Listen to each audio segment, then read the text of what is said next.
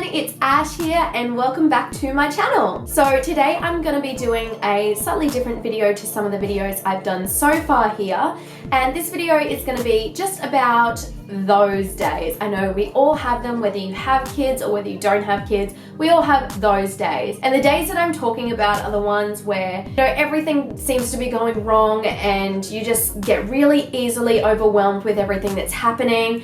And I know as a parent, like some days I feel like I'm Superwoman. I really do. I'm like, I am killing it as a mom. I'm getting so much done. Everything is going my way today.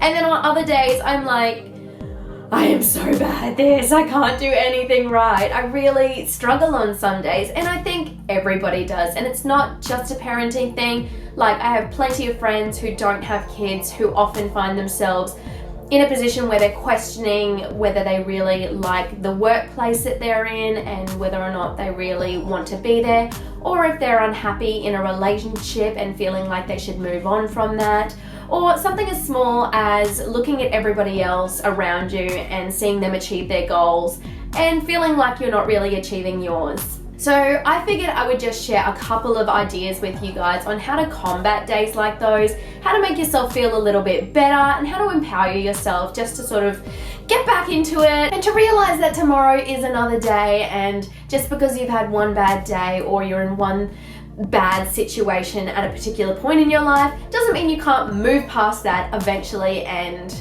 seek happiness or seek what you're looking for in the end. So really, I guess this video is about taking control of yourself and taking control of your emotions and everything that's going on in your world, which I am really feeling like I'm starting to get a harness on myself. So for that reason, I thought I would share what I've learned so far, and of course invite you guys afterwards to put in the comments how you guys would extend on these ideas, or share your own helpful hints in the comments below. Alright, so my very first tip would be to have a girl gang.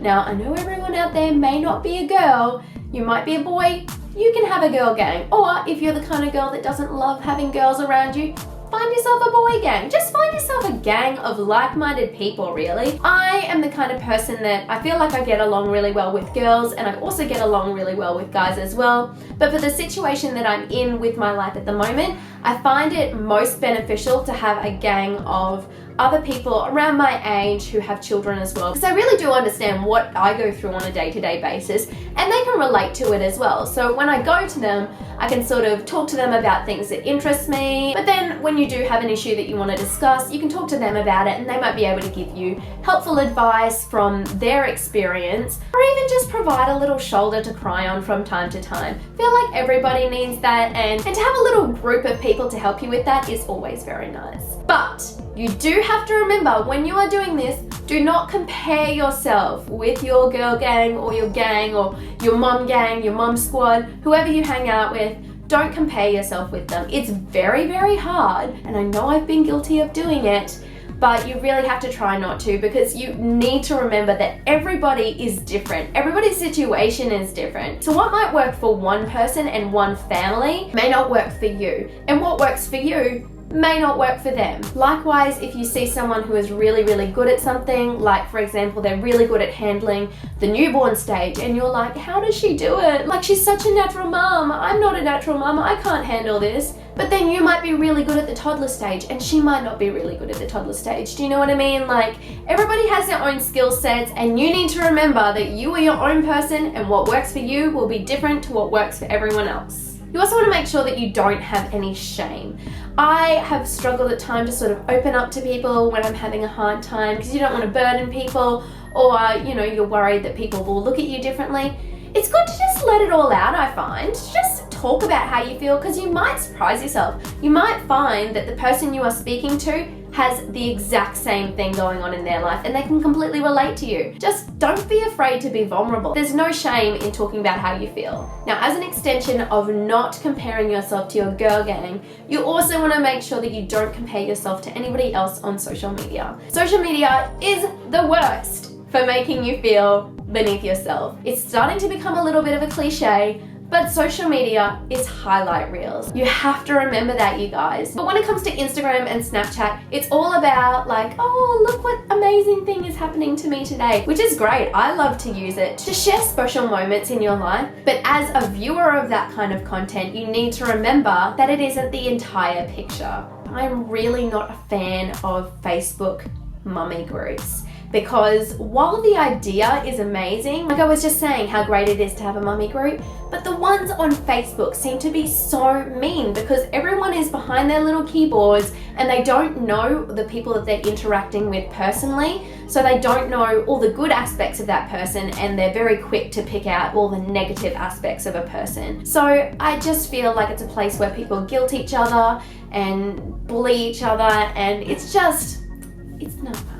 So by all means, if you want to join the mummy Facebook groups or the Facebook groups for fitness or cooking or anything that you're interested in, by all means go ahead and do it. But if you're starting to find that they're getting a little bit nasty, or you're finding that you yourself are being pulled into the nastiness, exit. Don't go there. Having someone pick at your lifestyle without knowing the full version of you is not beneficial in any way, shape or form. And finding yourself in a position where you're being dragged into being nasty to others is not the way you want to be. It's only going to make you miserable. One of my main pet peeves on this earth are people who put others down to lift themselves up. The kinds of people who do that are very, very sad people. And if you're investing that much of yourself into somebody else's life, then there's something not right in your own life. Because cyberbullying is becoming more and more of an issue these days, and you think it's only something that happens with little kids in schools, but it really isn't. It goes right, I've seen people in their 40s, 50s doing it on Facebook. So try to keep that in mind next time you're finding that you're getting a little bit overwhelmed or upset by things that you see on social media.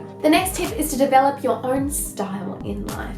Another one of my little mommy pet peeves are parenting styles. I don't know if you guys have heard much about them, but there's like the tiger parenting or attachment parenting, which are developed by people who feel like they know the answer to good parenting. But what they don't account for is the fact that everybody is different. And I've talked about this in my daily vlogs before, where people think that they are going to subscribe to a particular style of parenting and then it may not work out for them, and then they find that they're getting really upset about it. Do what works for you. Try a little bit of everything from all the different styles you read about. There's nothing wrong with doing research into all the different types, but pick out little bits and pieces and what works for you and what works for your individual child. So for example, I've done things with Heidi that I would never do with Archie, and it's because every child is different. They are different individual human beings, and you need to remember that when you're developing your little individual parenting style. This doesn't just apply to parenting, so if there are some of you out there who are like, well, I don't have children yet, so it doesn't really apply to me. It actually does. In this day and age, there is a lot of pressure against young people to go out and have a career or do traveling or go to university. There's so many things that you're supposed to do at this age, and you actually don't. Just because somebody else is traveling but you feel like you want to stay home and develop your career, go ahead. There will be chances for you to go and travel later on. Or if you feel like you want to travel but then you're feeling pressure to stay home and develop a career, go and travel. You can develop your career later. Do what works for you. You don't want to find yourself old and grey looking back on your life and thinking, why didn't I just do that? You don't want to have any regrets, so just do what works for you. The next tip is to stop, drop, and laugh. I try to do this as much as possible when I'm finding that I'm becoming overwhelmed by a situation. For example, the other day I went out for lunch with my friend Felicia. Then when we decided to leave, Archie was not having a bar of it. He decided to throw one of his almighty tantrums. These tantrums are insane and they're becoming less and less frequent as he gets older, but when he does throw them, it's quite hard to deal with him. So I had this big heavy baby bag on this shoulder, I had Louis on this arm, and I'm holding Archie's arm, trying to drag him along with this hand to get him to the car safely. I didn't want to let go of his hand because he was just going to throw himself onto the ground. And Felicia, being someone who hasn't had children yet, was like, why are you not stressed out? Why are you not crying? But I was just laughing. Sometimes I feel like it's better to laugh about it or you'll just cry about it. And that is the best way to put it. So if you're having a situation where the house is messy and the kids are crying, or you know, something hasn't gone your way at work, or you just have that day where you feel like everything is going wrong, laugh about it. And then later on in the day, go and tuck yourself into bed, have an early night, watch some Netflix, and remember that tomorrow will be a new day to start over again. It's just one day. You will get through. And lastly, and most importantly, remember to appreciate your children and your situations. Life moves so fast. I feel like it was yesterday that Heidi was born, and already she's gonna be 5 before I know it.